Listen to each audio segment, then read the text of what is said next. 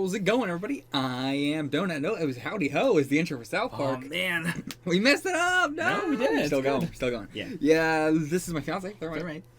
I've seen South Park since 20-something. I'm watching Blinds. This is, of course, a Black Lives Matter, all cops are bastards, and trans rights supporting channel. You better be supporting that shit too, or you can get the fuck out of here. This is a train wreck of an intro. This is Season 8, Episode 5, Awesom-O. And that is awesome without the E with a dash O. Huh. I have the E on the end. Right. I can only assume this is a robot. Okay. It's a robot called Awesom-O that has the powers of the four boys. Okay. Like, Cartman makes it to get new friends, and it can copy all of them, and then it, like, starts copying celebrities, and it becomes more powerful than the celebrities. Okay. Alright, if you want to see the full length of this one, check it out on the Patreon below for $4 a month.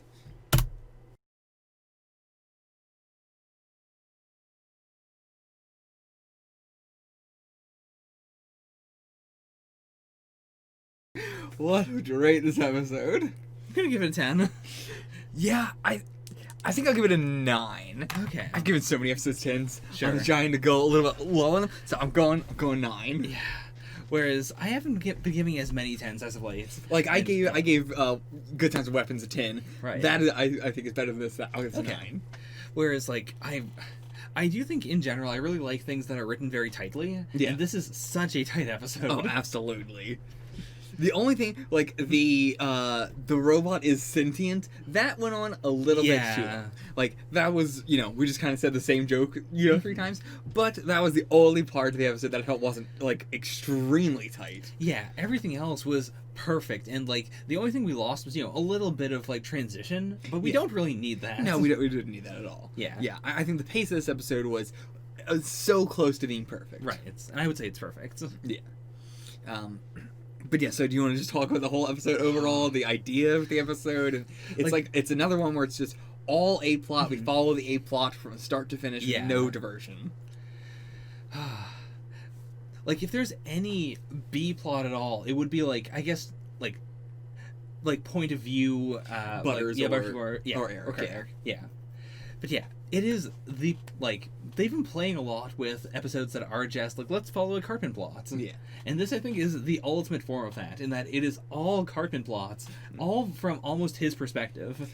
Or, like, he/Butters, And it being just from Butters' perspective, just from Eric's perspective, it's honestly a very small portion of the episode. And even when they're together, we constantly have the cutting back and forth between Butters leaving the room and Eric doing something really quick. Yeah, or, like, the kids and then the adults talking about how clearly this is not robots. Yeah. Or clearly this is robots. Yeah, but it's not really, like, diverging into a B plot. It's just, like, the end of that scene, basically. Mm-hmm.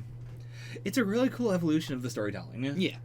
I appreciate it a lot. And, we talked about it in the reaction, but I like how we just launch into this episode. Mm-hmm. So many episodes like this we've had it already where, we'll do the thing of Eric saying, okay, I just saw this thing, which gave me an idea. Yeah. And here is the idea. Here's what I'm going to do. Then telling him that it's not going to work. Then he does it. It doesn't work. But yeah, so I think cutting all that out, also, like, you know that it's not going to work out for Eric, right? But it also sets up a mystery immediately of why is Eric doing this? Yeah. And you quickly realize, but they don't keep it as a mystery too long. But yeah, and I did feel like throughout the episode, up until they go to Hollywood, there was the tension of, is Cartman going to just find the tape and break it and then humiliates Butters? Yeah, and he immediately has ammunition he can use against Butters. At any point, if he wanted to, somehow, he could have made that a movie or something. Yeah, there is. You worry as to who's going to come out on top. There is actual stakes there, I guess. Yeah, I think of it as Eric's going to get in trouble, but I guess not necessarily. Yeah. Even at the very end, I didn't think we were going to cut right to Eric getting his comeuppance. Yeah, that was really good. Yeah. Normally, you would have a little bit of an extra scene or something, but I think that was also, just letting Butters have, this unabashed, revenge of just, showing the tape fully, without it being some, Eric throwing a tantrum over it. we just cut to it happening. Of they've already probably had this long, argument and blah, blah. And like we didn't have to go through Butter's trauma or anything. Yeah, like we cut right to the comeuppance. Yeah, it is fantastic. Yeah. Also, just the video of Eric, like the idea of Eric dressing up as Britney Spears and Justin kissing Justin Timberlake, some of that is so like it's not something where I think like, oh, that's a real Cartman thing.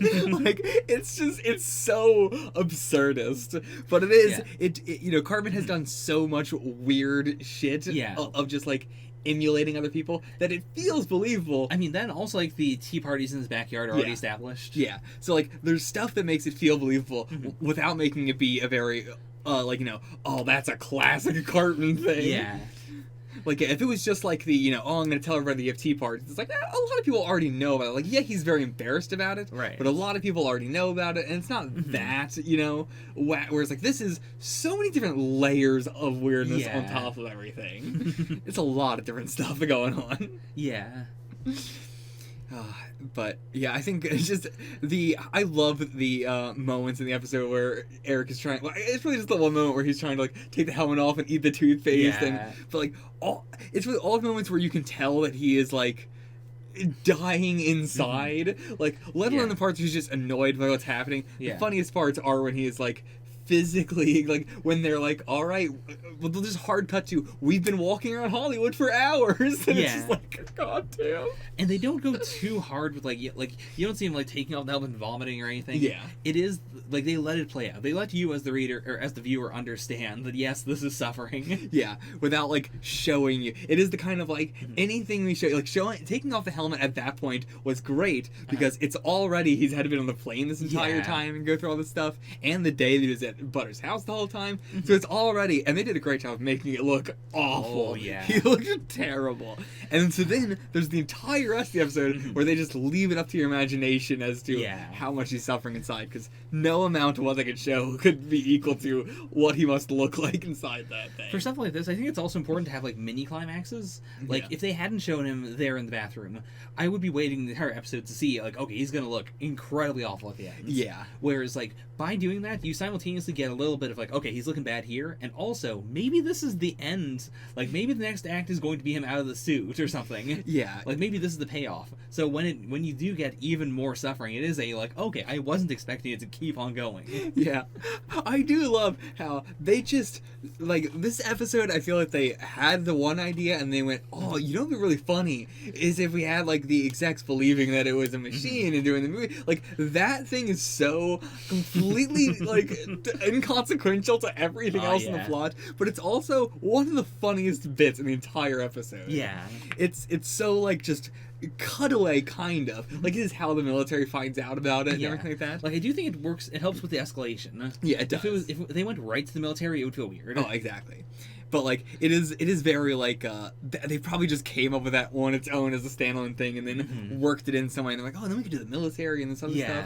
I can tell how they pieced it together the episode, and I think it's so much better when I can tell how they pieced together the episode and it's still like 9 out of 10 stuff like that. Like I think it's great being able to you can almost like appreciate a lot more. Sometimes they're like really amazing like it's something like CG versus practical, where people just don't appreciate CG as much, because even if there's a hell of a lot of work that goes into it when it looks great, just because they don't know how that goes. It's like on a normal animated show, if it's it's South Park has something special where it's this layer of amateurness where you can appreciate it more, noticing like in retrospect how they pieced the episode together in writing and stuff like that. There's a little bit more appreciation because it's amateur. Oh yeah, I love the joke of the scientist like about to being shot, and he's like, okay, now I can finally show you guys. Just put back on the helmet. A lot of great jokes like that. Again, this is the zenith of Cartman needing to commit to the bits. This is maximum committing to the bit. That has been my ethos on the channel for a long time. Yeah. And yeah, you know what? I can relate. You know, I can relate to that aspect of Cartman. I always say that. I always give Cartman props for the amount of effort that he goes through for this amount of shit. Like, even the original plan, the amount of effort that he went through of doing this whole costume and acting like a robot just to get these secrets from Butters. It is, like, he is very Machiavellian, you know? He's got the schemes. He goes so hard. Yeah, I mean, we had more of the, you know, military, like, parody stuff. Yeah. There's a lot to talk about there. We get it a lot in South Park. Yeah. I like it every time. Not every time. Yeah. I think this was one of the best times. Okay. This and the movie, you know? The movie stuff, I really like the human shield being, like, all the black people and the, what is 98 thing, and all that sort of stuff. But yeah, I think this episode of the movie is probably the best, like, military parody stuff we've gotten in a while. But yeah, it's kind of samey, but it's also, you know, what else do you do? The military's very samey. I mean, I see the military stuff a lot like the gore in South Park, in that, like, I've gotten desensitized to it. Yeah, it's just, sort of there now. It's just something we do. Yeah. Yeah. And yeah, I think the inclusion of, like, the scientist was, you know, better in this episode rather than just having, like, all the meathead, you know, military guys going around.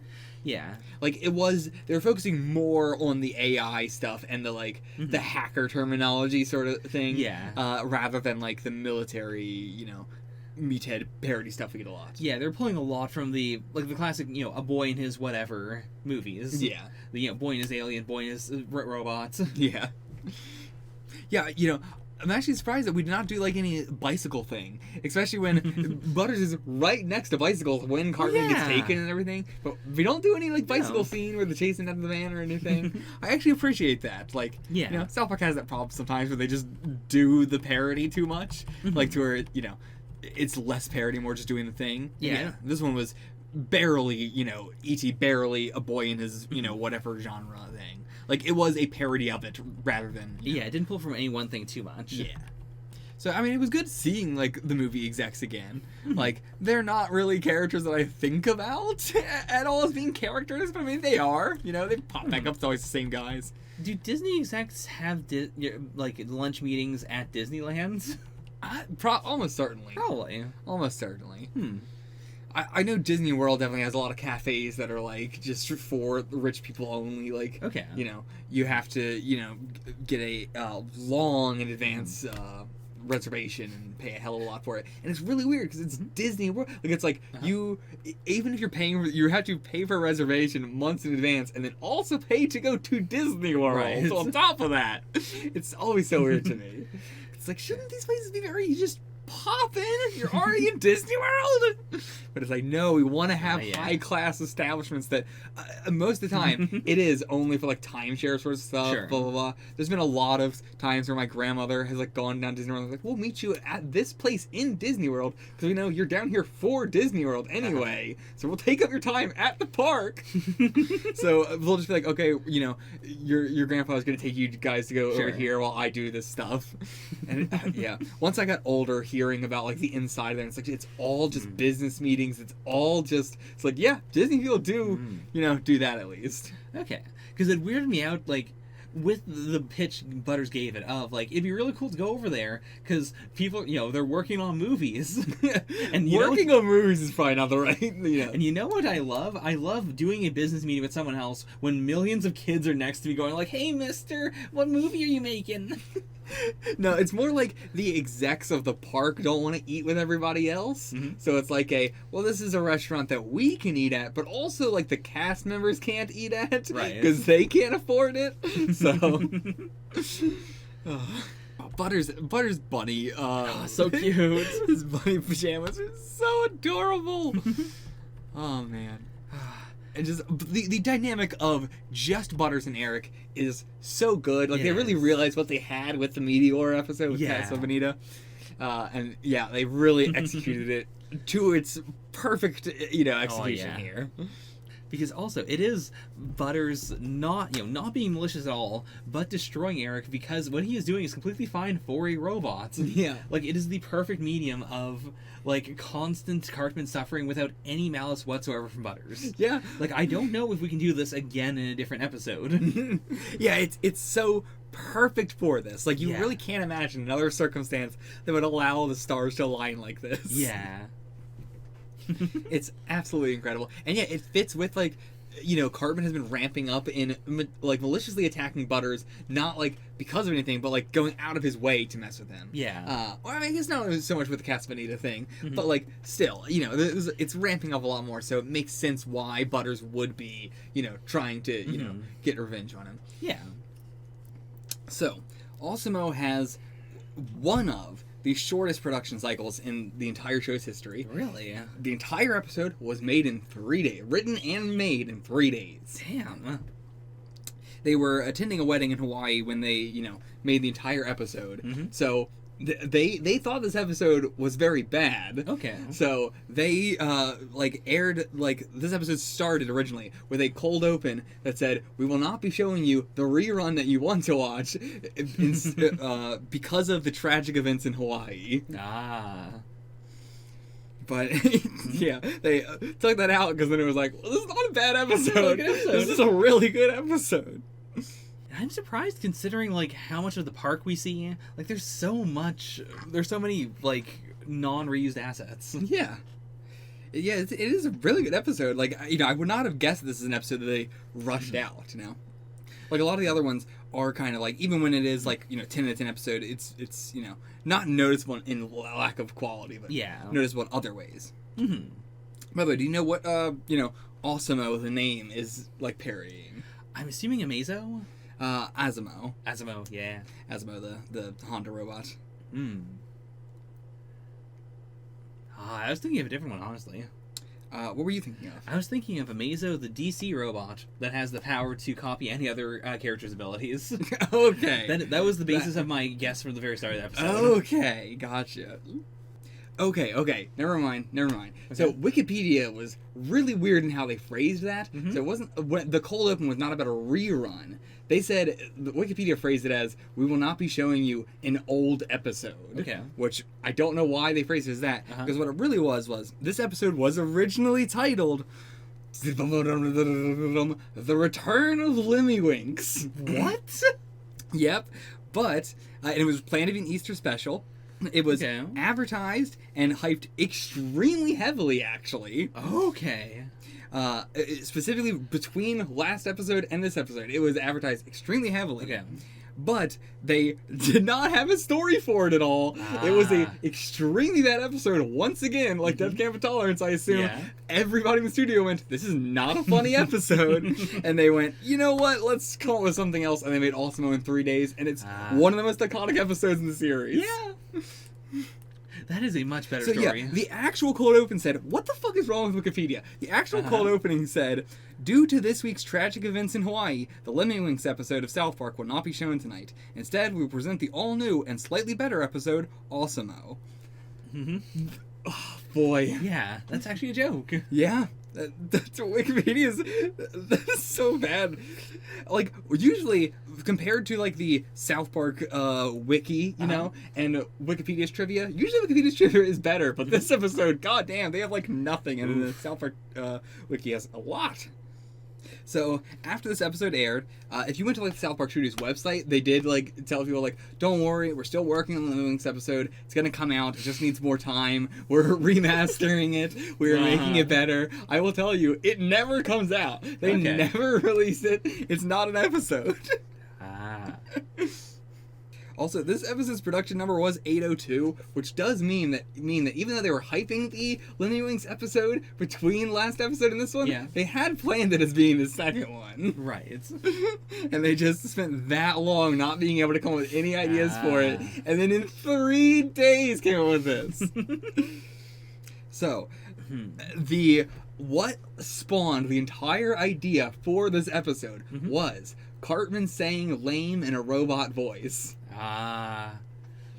They did like that. Lame and weak are definitely like the two. Yeah. Right. Lame, weak. It's not even that. It's not even that robot-y. Yeah. It's more just saying it monotone. Mm-hmm. But yeah. There is, by the way, an action figure of Awesom-O you can get, along with, like, like the main boys and all that stuff. How does Awesom-O's mask work? Can Eric see out of those holes? They're not holes. No, they are just like black circles, I assume. But I don't know. Maybe he's just blind in there. Okay, also, yeah, Wikipedia said this was one of the shortest. I was like, is it not the shortest? It is indeed the shortest. Okay. 3 days is the shortest amount of time they've ever done to create an episode. Makes sense. Yeah, I cannot imagine any shorter. Oh, okay, that's where they were from. I was like, I don't remember, like, the movie execs looked familiar, but I couldn't remember, like, that's why I said, like, I guess they're characters. I don't remember them as characters, but we've definitely seen them before. A lot of those weren't movie execs, or not a lot of those, but 2 of those were actually Jared's aides. Oh. Yeah. So, I guess they became movie producers now. Guess so. Oh, so the scene where, like, Butters is walking by and there was, like, all the unique, designs in LA and stuff. All the designs actually were references to a short film that they had done called Your Studio and You. Okay. Which I guess just had those types of people on the background of the studio. I don't know. But, like, that's why they were all very, unique as opposed to, like, just copy-pasted people like we usually get. Yeah. Yeah, they were all references to their old studio film. It felt very LA. Yeah, I mean, it did, But I assume that was probably a thing from considering the short film was called Your Studio and You. Right. It seems like, that was the point. Mm-hmm. Oh, yeah, I don't know if it's the best joke, but, it's so close of Carmen's mom being like, I don't know, Eric's still grounded from trying to exterminate the Jews 2 weeks ago. And then her deadpan not explaining it when Butter's parents go, wait, what? Yeah. Oh, well, you know what? It should be fine. All right, that is all the trivia for this episode. We will see you guys for the next episode, The Jeffersons. Oh, boy. Until then, get the fuck out of here.